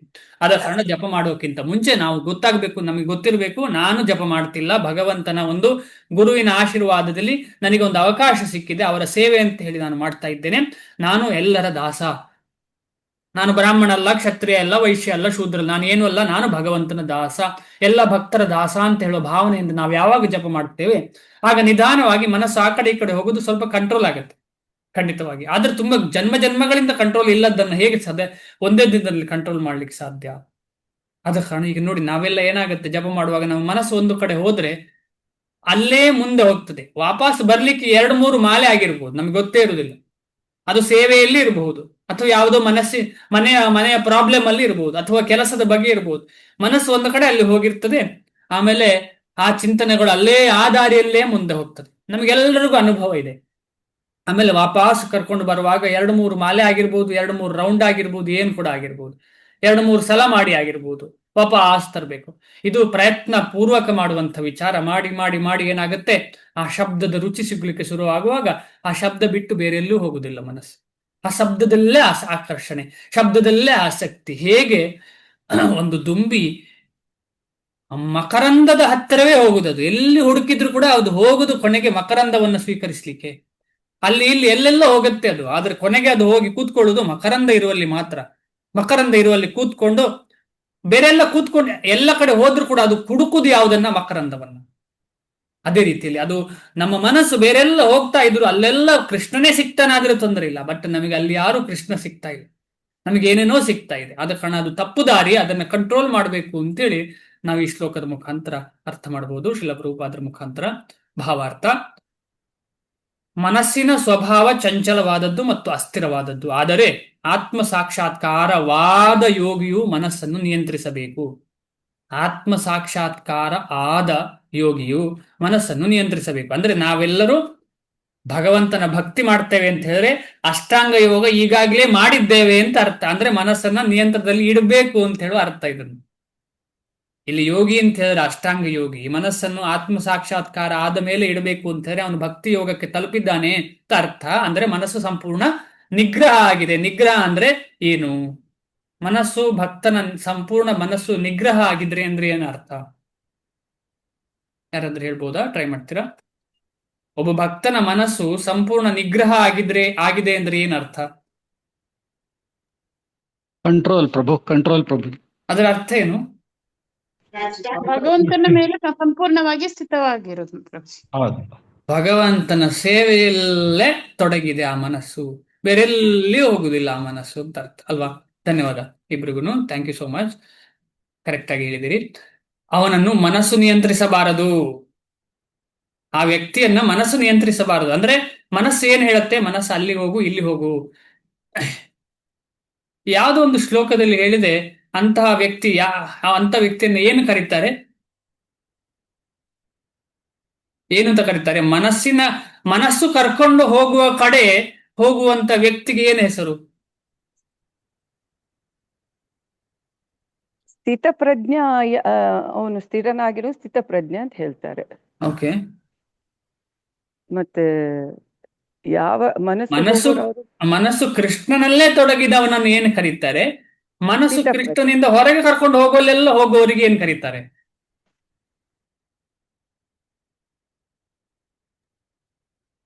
ಜ್ಞಾನಿ ಅಜ್ಞಾನಿ ಪ್ರಭು. ಜ್ಞಾನಿ ಅಜ್ಞಾನಿ. ಓಕೆ. ಬೇರೆ ಯಾರಾದ್ರೂ ಏನಾದ್ರೂ ಉತ್ತರ ಇದೆಯಾ? ಎಸ್, ರಿಯಲ್ 11 Pro ಮಾತಾಜಿ. ಆ ಪ್ರಭು ಗೊತ್ತಿಲ್ಲ. ಹರೇ ಕೃಷ್ಣ. ಗೋಸ್ವಾಮಿ ಅಂತ ಕರೀತಾರೆ ಪ್ರಭು. ಇಂದ್ರಿಯ ನಿಗ್ರಹ ಆದವರನ್ನು ಗೋಸ್ವಾಮಿ. ಓಕೆ, ಅದು ಕರೆಕ್ಟ್. ನಾನು ಆಗದವರನ್ನ ಏನ್ ಹೇಳುದು ಅಂತ ಕೇಳ್ತಾ ಇದ್ದೇನೆ. ಈಗ ಗೋದಾಸ ಅಂತ ಹೇಳ್ತೇವೆ. ಇನ್ನೊಂದು ಶ್ಲೋಕದಲ್ಲಿ ಇದೆ, ಯಾವ ಶ್ಲೋಕ ಅಂತ ನೆನಪು ಬರ್ತಿಲ್ಲ ನನಗೆ.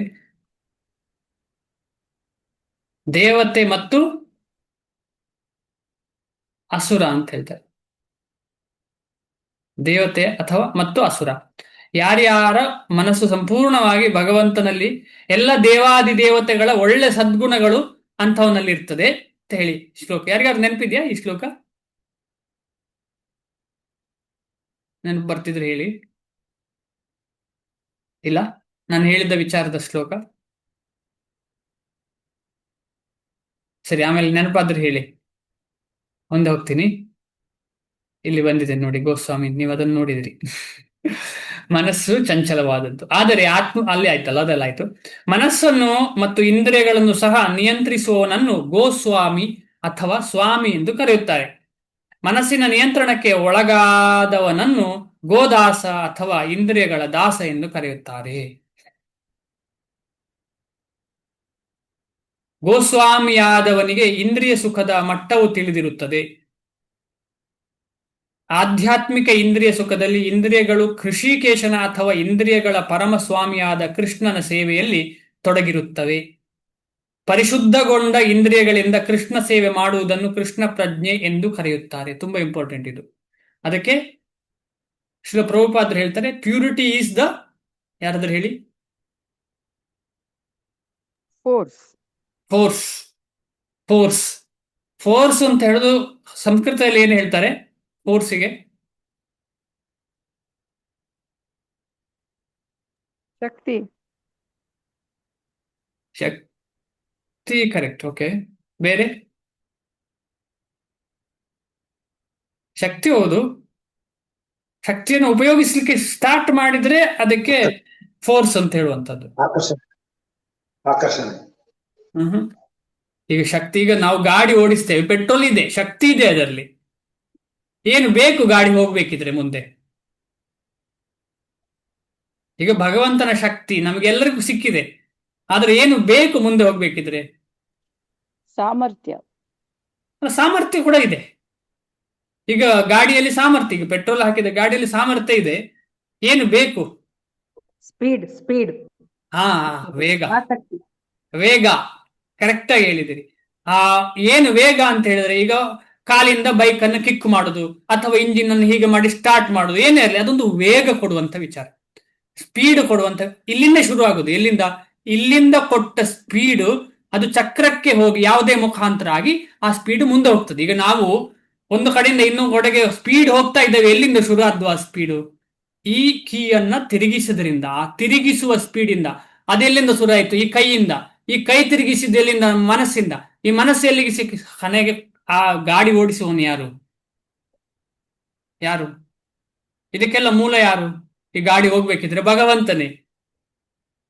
ನಮ್ಮ ದೇಹದ ಗಾಡಿ ಆಗಿರಲಿ, ನಮ್ಮ ಹೊರಗಿರುವ ಗಾಡಿ, ಎಂತಕ್ಕೆ ಕೂಡ ಮುಂದೆ ಹೋಗ್ಬೇಕು, ಸ್ಪೀಡ್ ಹೋಗ್ಬೇಕು ಅಂತ ಹೇಳಿದ್ರೆ, ಅಂದ್ರೆ ಮುಂದೆ ಹೋಗ್ಬೇಕು ಅಂತ ಹೇಳಿದ್ರೆ ಭಗವಂತನ ಒಂದು ಕೈ ಚಳಕ ಇಲ್ಲ ಅಂತ ಹೇಳಿದ್ರೆ ಸಾಧ್ಯವೇ ಇಲ್ಲ, ಸಾಧ್ಯವೇ ಇಲ್ಲ. ಅದೊಂದು ವಿಚಾರ. ಆಮೇಲೆ ಈ ಸ್ಪೀಡ್ ಅಂತ ಹೇಳುವಂಥದ್ದು ತುಂಬಾ ಇಂಪಾರ್ಟೆಂಟ್. ಅದಕ್ಕೋಸ್ಕರ ಆ ಸ್ಪೀಡ್ ಕರೆಕ್ಟ್ ಆಗಿ ಬರಬೇಕು ಅಂತ ಹೇಳಿದ್ರೆ ಪ್ಯೂರಿಟಿ ತುಂಬಾ ಇಂಪಾರ್ಟೆಂಟು. ಈಗ ಕೆಲವೊಂದ್ಸಲ ಎಷ್ಟು ತಿರುಗಿಸಿದ್ರು ಓಪನೇ ಆಗುದು, ಇದು ಗಾಡಿ ಸ್ಟಾರ್ಟೇ ಆಗುದಿಲ್ಲ. ಏನಾಗಿರ್ತದೆ ಅಲ್ಲಿ? ಆ ಒಂದು ಉಷ್ಣತೆ ಡೆವಲಪ್ ಆಗಲಿಕ್ಕೆ ಅವಕಾಶ. ಅದಕ್ಕೇನ್ ಹೇಳ್ತಾರೆ, ಅಲ್ಲಿ ಸರಿಯಾದ ಕನೆಕ್ಷನ್ ಇಲ್ಲದೆ ಇರಬಹುದು, ಅಥವಾ ಏನಾದರೂ ಪೆಟ್ರೋಲ್ ಹಾಳಾಗಿರಬಹುದು, ಏನೇನೋ ಕಾರಣ ಇರಬಹುದು, ಗಾಡಿ ಸ್ಟಾರ್ಟೇ ಆಗುದಿಲ್ಲ. ಅದೇ ರೀತಿಯಲ್ಲಿ ನಾವು ಶುದ್ಧ ಇಲ್ಲ ಅಂತ ಹೇಳಿದ್ರೆ ಕೃಷ್ಣ ಪ್ರಜ್ಞೆಗೆ ಸ್ಪೀಡ್ ಸಿಗುದಿಲ್ಲ. ಕೃಷ್ಣ ಪ್ರಜ್ಞೆಯಲ್ಲಿ ಸ್ಪೀಡ್ ಸಿಗುದಿಲ್ಲ. ಇಂದ್ರಿಯ ತೃಪ್ತಿ ಕಡೆ ಹೋದ್ರೆ ಅಶುದ್ಧಿ, ಇಂದ್ರಿಯ ತೃಪ್ತಿಯಲ್ಲೇ ತೊಡಗಿದವನಿಗೆ ಅಶುದ್ಧಿ ಅಥವಾ ಅಸುರ ಅಂತ ಕರೀತಾರೆ. ಇಂದ್ರಿಯ ತೃಪ್ತಿಯಿಂದ ಹೊರಗೆ ಬರ್ಲಿಕ್ಕೆ ಪ್ರಯತ್ನ ಪಡಬೇಕು ಅಂತ ಹೇಳಿ ಇದರಿಂದ ಅರ್ಥ ಆಗುತ್ತೆ ನಮಗೆ. ಕೊನೆಗೆ ಅದೇ ವಿಚಾರ ಕೊನೆ. ಈಗ ನಾವೇನು ಎಲ್ಲ ಕಡೆಯಿಂದ ಡಿಸ್ಕಷನ್ ಮಾಡೋದು, ಬೇರೆ ಬೇರೆ ಆಂಗಲ್ ಅಲ್ಲಿ ಡಿಸ್ಕಷನ್ ಮಾಡಿ ಕೊನೆಗೆ ಏನು ವಿಚಾರ? ಇಂದ್ರಿಯ ತೃಪ್ತಿಯನ್ನು ನಿಲುವಿಸಬೇಕು, ಸಂಪೂರ್ಣ ನಮ್ಮ ಇಡೀ ಮನಸ್ಸನ್ನ ಎಲ್ಲವನ್ನ ಕೂಡ ಭಗವಂತನ ಸೇವೆಯಲ್ಲಿ ತೊಡಗಿಸ್ಬೇಕು. ಅಷ್ಟೆಲ್ಲ ನಾವು 20, 30, 50, 2-3 ವರ್ಷದಿಂದ ಓದಿದ್ರು ಅಥವಾ ಅರ್ಥ ಮಾಡ್ಕೊಂಡ್ರು ಕೂಡ ನಾವು ಮಾಡೋದೇನು? ಸೇಮ್ ಅಂದ್ರೆ ಅಷ್ಟರ ಲೆವೆಲ್ಗೆ ನಾವೇನು ಶುದ್ಧ ಭಕ್ತಿ ಮಾಡ್ಲಿಕ್ಕೆ ಆಗ್ತಾ ಇಲ್ಲ. ಎಲ್ಲೋ ನಾವು ತಪ್ಪುತ್ತಾ ಇದ್ದೇವೆ. ಎಲ್ಲಿ ತಪ್ತಾ ಇದ್ದೇವೆ ಅಂತ ಹೇಳಿದ್ರೆ, ಈ ಶುದ್ಧರಾಗುವ ವಿಚಾರದ ಬಗ್ಗೆ ನಾವು ಚಿಂತನೆ ಮಾಡಲಿಲ್ಲ. Purity is the force, Srila ಪ್ರಭುಪಾದರು ಹೇಳ್ತಾರೆ. ಆ ಪ್ಯೂರಿಟಿಯನ್ನು ನಾವು ಡೆವಲಪ್ ಮಾಡಲಿಕ್ಕೆ ಪ್ರಯತ್ನ ಪಡಬೇಕು. ನಮ್ಮ ಬಾಯಿಯಲ್ಲಿ ಮಾತನಾಡೋದ್ರಲ್ಲಿ ಪ್ಯೂರಿಟಿ, ನಮ್ಮ ಬಿಹೇವಿಯರ್ ಅಲ್ಲಿ ಪ್ಯೂರಿಟಿ, ಎಲ್ಲವನ್ನ. ಈಗ ನಾನೊಂದು ಉದಾಹರಣೆ ಕೊಡ್ತೇನೆ. ಈಗ ನಾನು ಕ್ಲಾಸ್ ತಗೊಳ್ತಾ ಇದ್ದೇನೆ, ನಾನೊಂದು ಎಲ್ಲರಿಂದ ಕೆಳಸ್ತರದಲ್ಲಿರುವಂತ ಭಕ್ತ.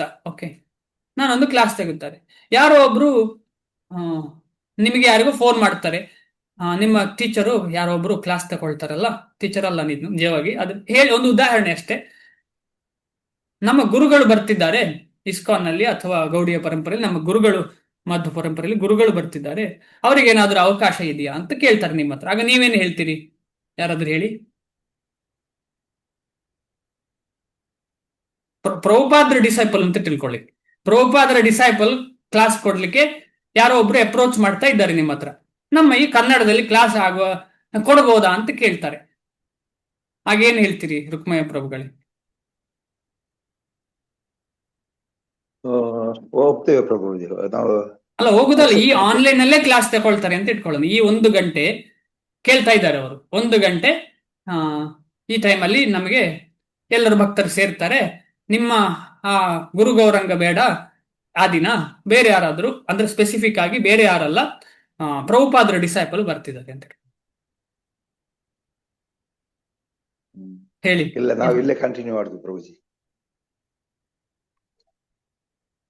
ಇಲ್ಲ ಹೇಳಿ ಸರ್. ನಿಮ್ಗೆ ಹೇಳ್ತೀವಿ, ನಿಮ್ ಒಪ್ಪಿಗೆ ತಗೊಂಡ್ ಅವ್ರಿಗೆ ಕರಿತೀವಿ ಪ್ರಭುಜಿ.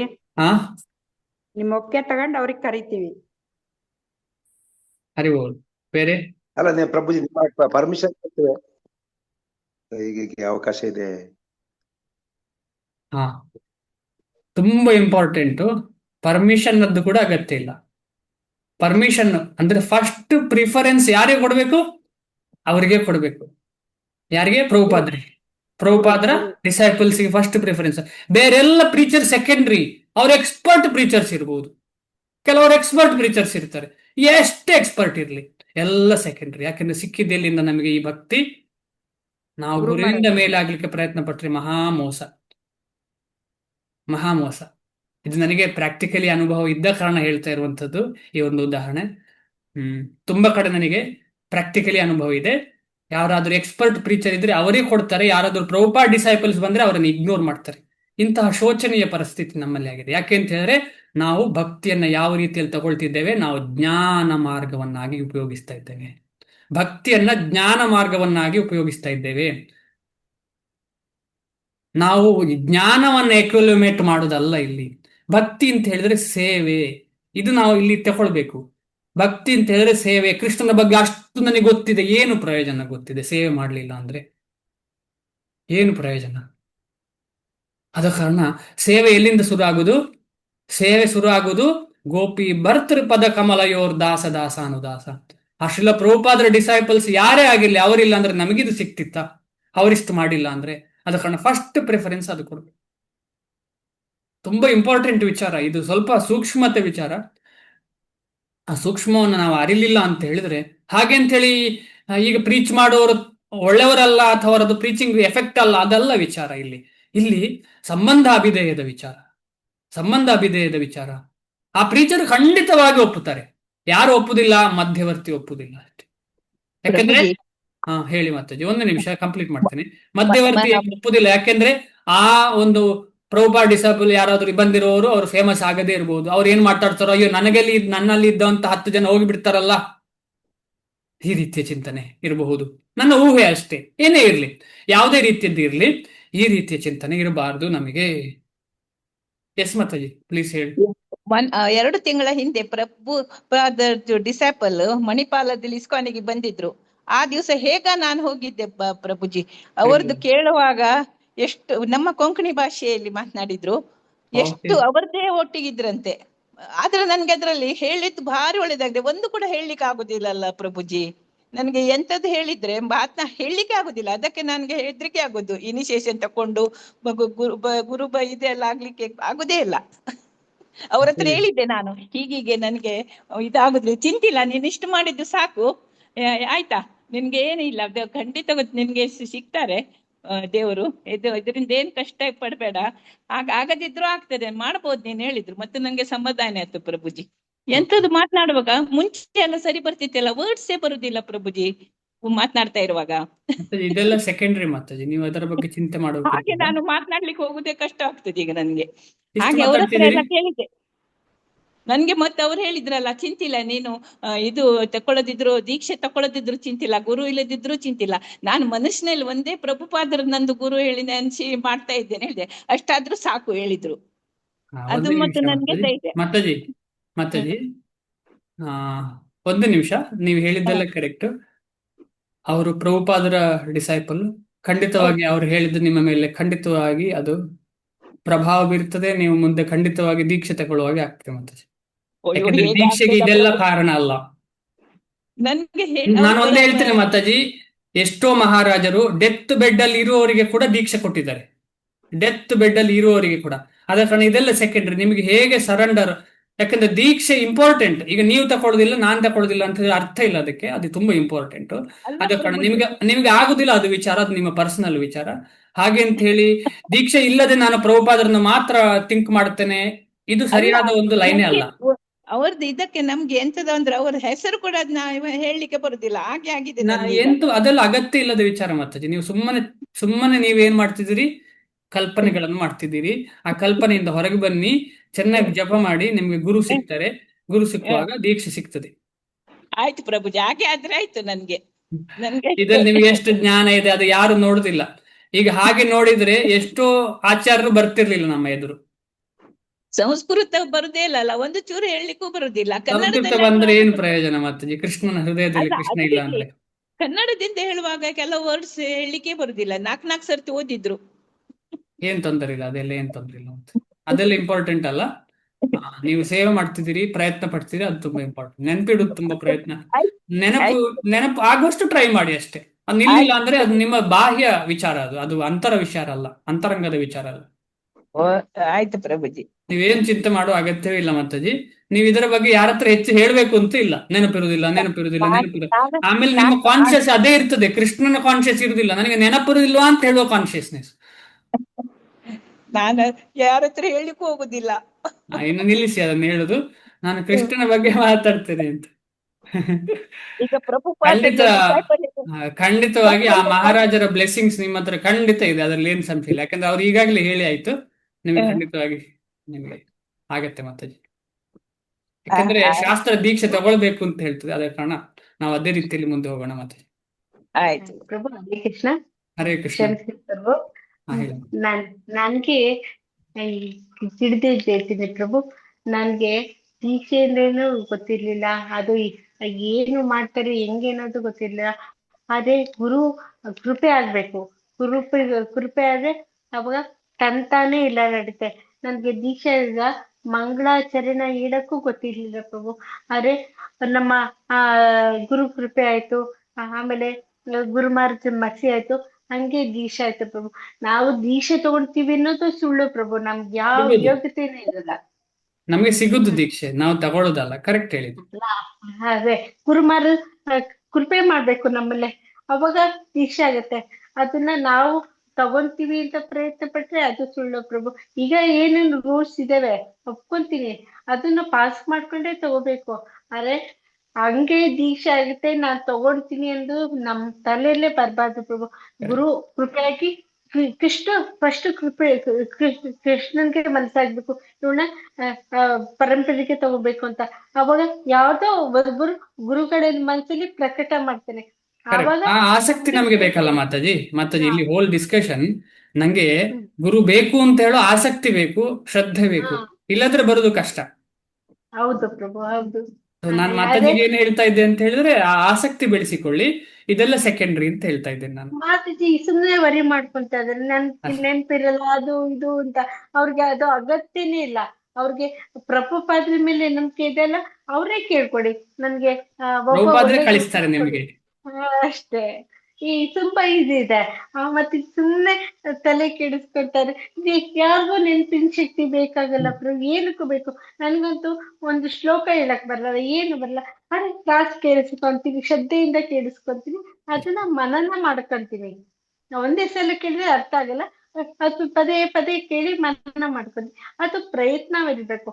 ನಮ್ಮ ಪ್ರಯತ್ನ ಇದೆ.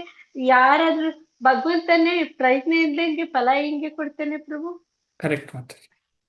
ಅದಕ್ಕೆ ನಮ್ಮ ಮನಸ್ಸಲ್ಲಿ ಆಸೆ ಇದ್ರೆ ಅದಕ್ಕೆ ಎಷ್ಟೊಂದು ಉದಾಹರಣೆ ಇದ್ದಾವೆ ನನ್ನ ಜೀವನದಲ್ಲಿ. ನನ್ಗೆ ದೀಕ್ಷೆ ಆದ್ಮೇಲೆ ಗುರು ಮಹಾರಾಜ್ ಎಷ್ಟು ಮರ್ಸಿ ಇದೆ ಅಂದ್ರೆ ನನ್ಗೆ ಹೆಜ್ಜೆಗೂ ಅನುಭವ ಆಗತ್ತೆ. ಅದು ಈಗ ಹೇಳಕ್ಕಾಗಲ್ಲ ಕ್ಲಾಸಲ್ಲಿ. ಆದ್ರೆ ತುಂಬಾ ಇದೆ ಪ್ರಭು. ಒಬ್ರು ಮಹಾರಾಜ ಇಲ್ದಿದ್ರೆ ನಾವು ಕೃಷ್ಣನ ಹೆಂಗೆ ತಲುಪ್ತೀವಿ ಪ್ರಭು? ಒಬ್ಬ ಗುರು ಇಲ್ದೆ ಹೆಂಗೆ ತಲುಪಕ್ಕಾಗತ್ತೆ? ಸಾಧ್ಯ ಇಲ್ಲ. ಖಂಡಿತ ಆಗಲ್ಲ. ಒಬ್ಬ ಗುರು ಅಂತ ಇದ್ರೆ ಅವ್ನ ಧೋತಿ ಇಟ್ಕೊಂಡು ನಾವು ಗೋಲೋಕಕ್ಕೆ ಹೋಗ್ಬೋದು ಅಂತ ಹೇಳ್ತಾರೆ. ಅದಕ್ಕೆ ನಾನು ದಯವಿಟ್ಟು ಹೀರಾ ಮಾತಿಗೆ ನೋವು ಮಾಡ್ಬೇಕು ಅಂತ ಹೇಳ್ತಾ ಇಲ್ಲ. ಇಲ್ಲ, ಅವ್ರೇನ್ ನೋವು ತಗೊಳಲ್ಲ ಅವ್ರು.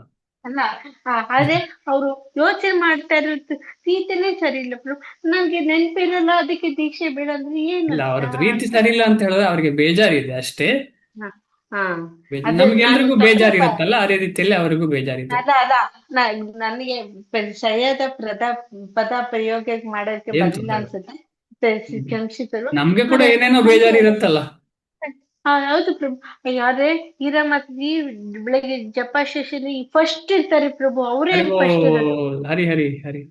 ಅವ್ರು ಎಷ್ಟು ಜಪ ಮಾಡ್ತಾರೆ, ಎಷ್ಟು ಭಕ್ತಿ ಮಾಡ್ತಾರೆ ಅಂದ್ರೆ ಅಪ್ಪ ನನ್ಗೆ ಹೇಳಕ್ಕೆ ಆಗಲ್ಲ ಪ್ರಭು, ಅಷ್ಟು ಭಕ್ತಿ ಮಾಡ್ತಾರೆ. ಮಾತಾಜಿ, ನನ್ಗೇನಾದ್ರೂ ನಾನೇನಾದ್ರು ತಪ್ಪು ಹೇಳಿದ್ರೆ ನಿಮ್ ಚಪ್ಪಲಿಯಿಂದ ಹೊಡೀರಿ, ನಂಗೆ ಏನ್ ತೊಂದ್ರೆ ಇಲ್ಲ. ಹೀರಾ ಮಾತಾಜಿ, ನಿಮ್ಮ ಮಗಳ ನೀನು ಹೊಡೀರಿ, ಏನ್ ತೊಂದ್ರೆ ಇಲ್ಲ.